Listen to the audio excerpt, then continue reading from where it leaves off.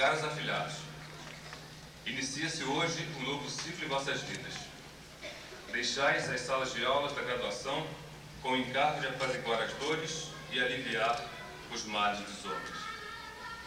Haverá por acaso profissão mais humanista do que esta, a partir de hoje abraçada por vós? O médico não poupa esforços, com sacrifícios pessoais, sem horários, envolvendo sua própria família por vezes, porque alguém confiante e esperançoso em um leito de dor aguardava, ansiando por melhora. Pois bem, a partir deste instante, assumis a responsabilidade de zelar pela vida de inúmeros seres humanos semelhantes a vós próprios. Contudo, sois diferenciados por uma mítica aura de poder sobre a vida e a morte que vos circunda, da qual devereis lançar mão com racionalidade e parcimônia, sem abusos ou desprezo pelo doente.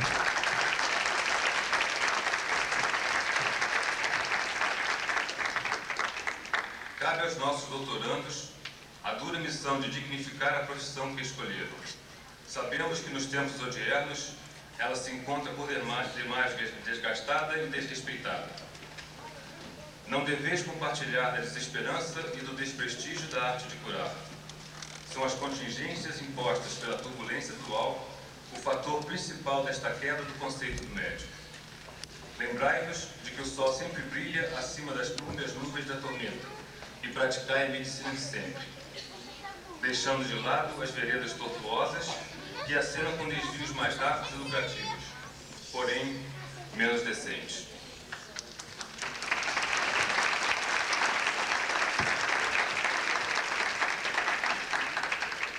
Sei que não vos deixareis abater, porque sois dotados de boa formação moral e médica, por mais sombria que se apresente a estrada a ser trilhada. Desejo manifestar a vós, meus afilhados, todo o júbilo que marcou a minha vida pelo fato de ter sido escolhido o vosso paraninfo. Encaro esta homenagem com a minha consagração máxima nesses anos de magistério superior, durante os quais venho tentando transmitir um pouco de meus conhecimentos e, sobretudo, fornecendo a farinha para fazer de vós próprios o pão.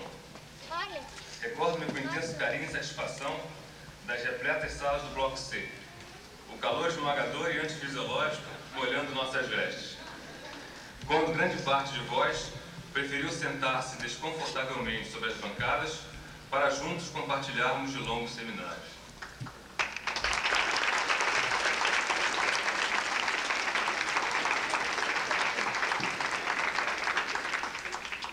Foi extremamente grato também a surpresa que me fizestes ao interromper uma aula, para comemorarmos em uníssono com uma festa o término iminente de nosso curso.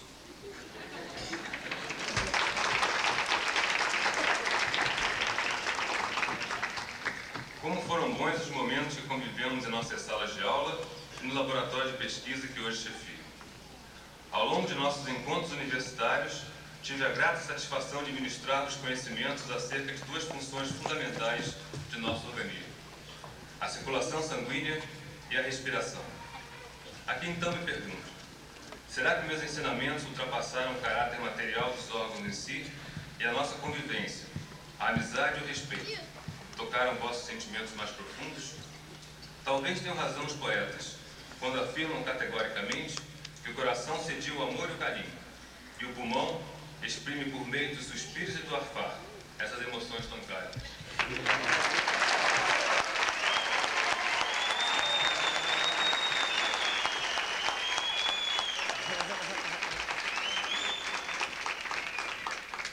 Surgiu, então, entre nós, um elo que não mais foi desfeito com o decorrer dos 5 anos que vos restavam no curso médico.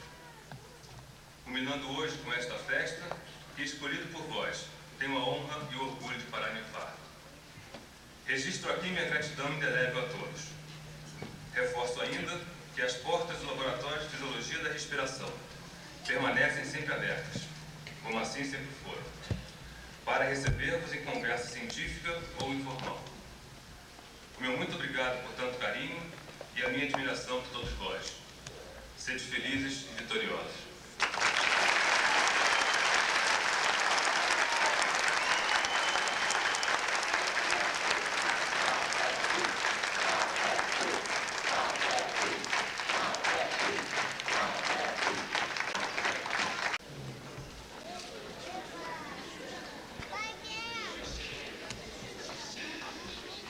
Convidamos nesse momento o doutorando José Júlio do Rego Monteiro Filho,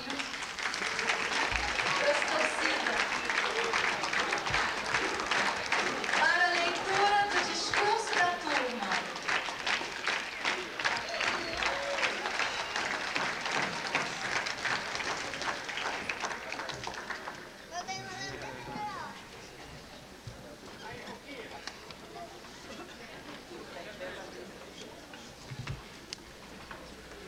Professor Horácio Macedo, magnífico reitor da Universidade Federal do Rio de Janeiro.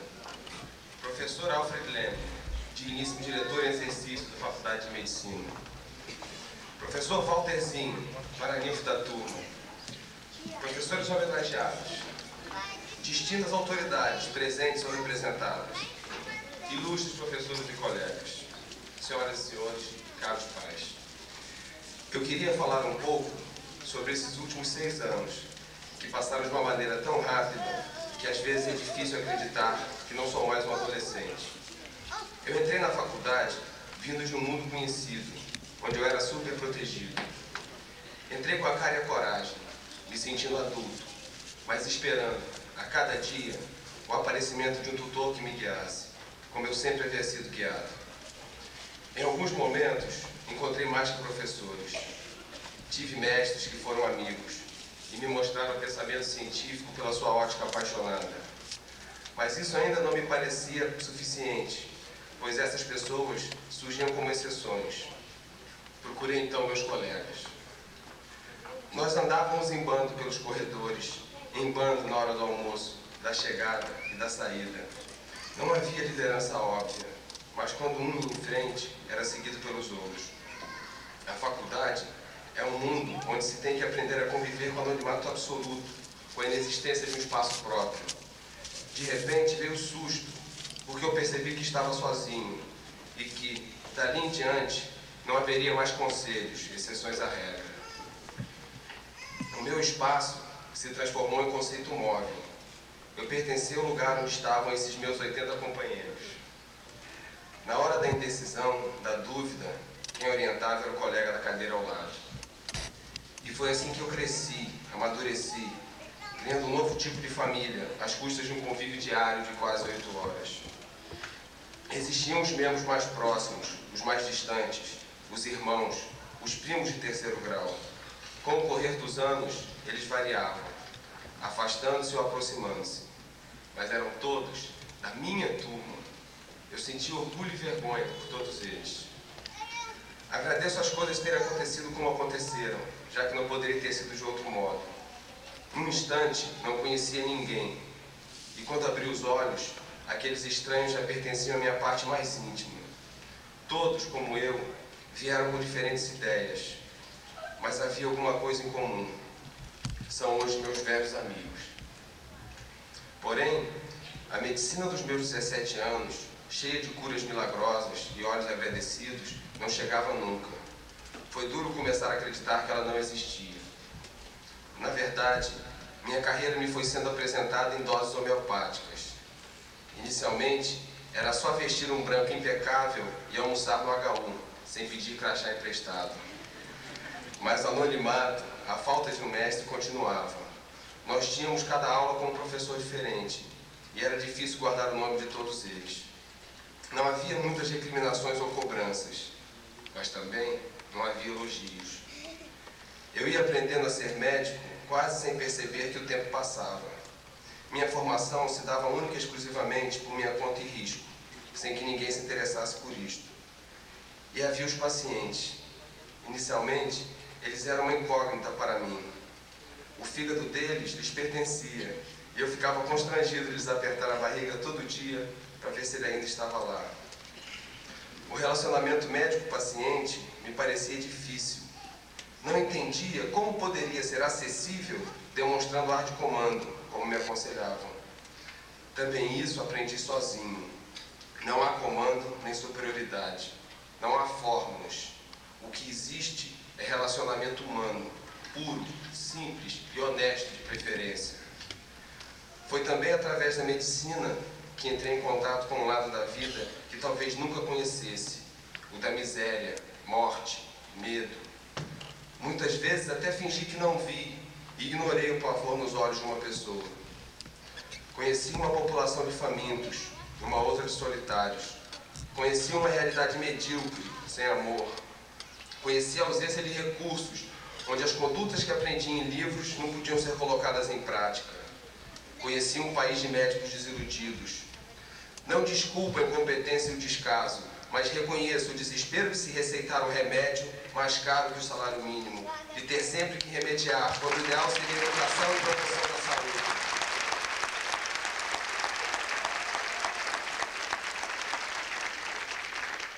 Reconheço a força dos burocratas que nos enredam em malhas de papéis e dificuldades. Mas também conheci a outra face, a face da solidariedade humana, da valorização da vida, da falta de preconceitos.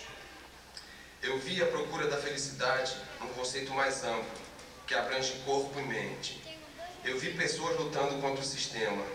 Entrei em contato com o prazer do conhecimento, com o prazer de se superar.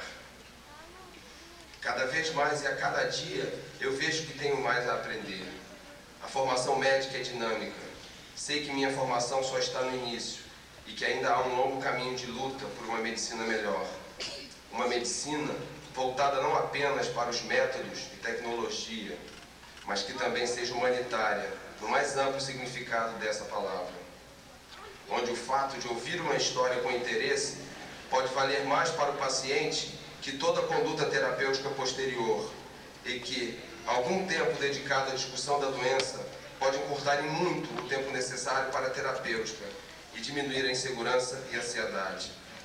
Uma medicina onde existe a consciência de que, no mínimo, podemos conversar. O currículo para a formação de um médico generalista serve mais como um alerta para a volta da relação mais estreita entre médico e paciente, do que para o afastar de uma especialização necessária. A procura de um mestre e tutor ideal recaiu naquelas pessoas que souberam aliar a técnica ao sentimento, que não colocaram o conhecimento acima da pessoa. Destacavam-se para mim aqueles que, além das páginas dos livros, nos guiavam para o contato com os pacientes e nos mostravam sua arte, tão mais bonita quanto mais humana, nos aproximando do indivíduo e não da doença. Que a medicina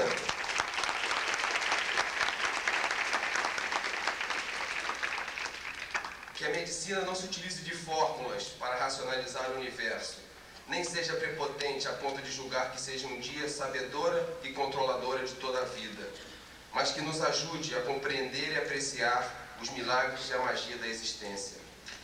Porque agora eu sei que o conhecimento médico pertence à humanidade e não deve ser restrito aos profissionais da área.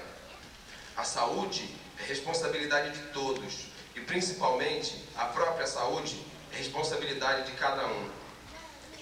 E apesar desta luta tão solitária que se apresenta, podemos contar com aqueles que, ao longo de todo esse tempo, se destacaram da infinidade de faces, transformando-se em amigos, quase irmãos. É com essa esperança de amizade, de solidariedade, que nos sentimos com força para continuar em um caminho que praticamente se inicia agora. É por esse companheirismo que não queremos nunca sentir vergonha de pedir ajuda, e sim um orgulho enorme de ter criado amigos dispostos a ajudar, de pertencer a grupos dentro de uma turma que tem se mostrado até hoje uma família, que apesar de brigas, divórcios, etc., é sempre acolhedora. E hoje eu sou médico.